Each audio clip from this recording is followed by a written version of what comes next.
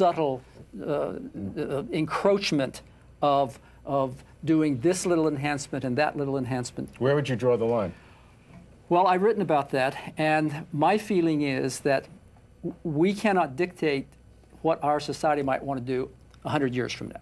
Well said. And that society might very well want to take genes like we take vitamins, but that's their business. Our duty is to go into the era of genetic engineering in as responsible a way as possible.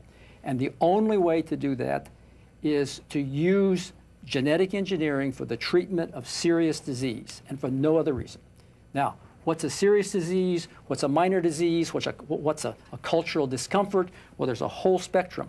But everyone can agree that there are serious diseases that cause significant suffering and premature death, and that's the only way I believe that genetic engineering should be used until we develop some of the wisdom that this society needs. French, but you say only for severe disease for genetic engineering, but you mean for germline genetic engineering. Somatic genetic engineering, you will be willing to do it for any disease when it becomes available, wouldn't you? Well, that's a very good point. What happens 100 years from now, we don't know, so it's better perhaps not to make the choices now. But has technology ever stood still because of a possible moral problem in the future? Oh yes, I hope so. Again, I do think that we have control atomic bombs and others for moral reasons. This is, assume first of all that this is safe and reliable, which it is not yet, and no responsible person would talk about doing these things today. Assume also that genes matter, that there are meaningful traits that can be altered by altering the genes, because if that isn't the case, then the discussion is not really important. So assume that those two things are possible. It seems to me that there are going to be enormous interventions that are going to be done, because today parents do make enormous attempts to get take their child to computer camp, to do all sorts of things.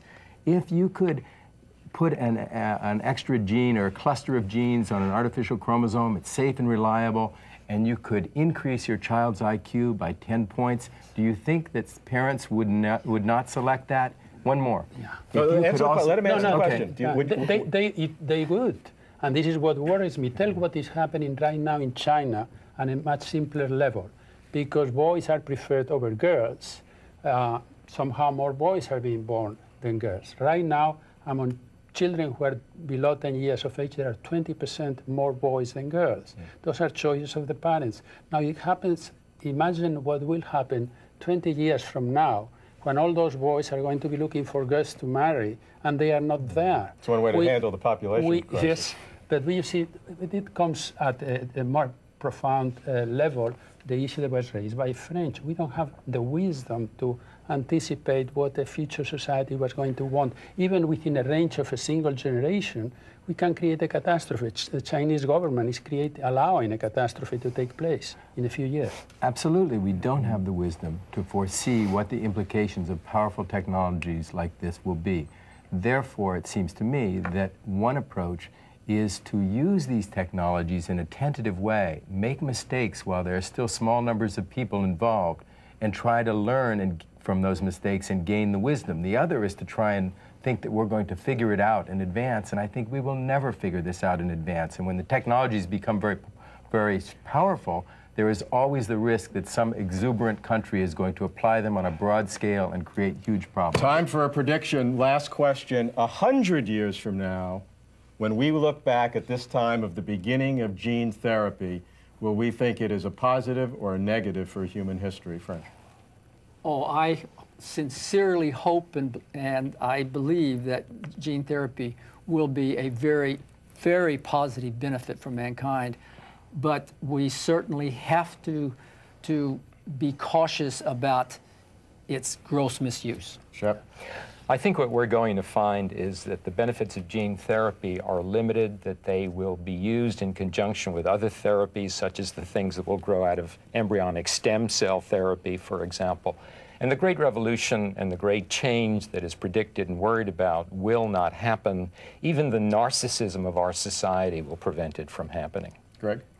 I think that there will be limited applications which will be very powerful, that it'll be looked at as just another arm of medicine, and that we will be even more worried than, people will be even more worried than they are now about what the larger implications of broad applications of these technologies are. Alan?